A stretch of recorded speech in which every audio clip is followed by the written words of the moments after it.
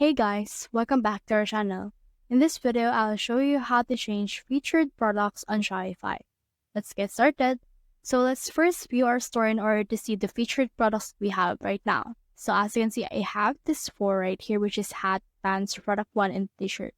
So what I can do in order to change a featured product for this one is to head over in here on my Shopify. Click on this customize option right here, and let's see what's actually going on to the Shopify editor. Now let's try to scroll down, and here we have in here the featured products. So click on this. Then as you can see right here, we have in here only the option for the heading as well as this heading size. Now what we can do is we can head over to this collection. We can click on this change right here. Click on this change collection. And then let's choose the collection in here for the summer collection and then click on select. As you can see, we only have one product right here. And let's save that progress. So if you want to add more product on that specific collection, you can head back in here to your Shopify dashboard and then click on this products right here and click on this collections.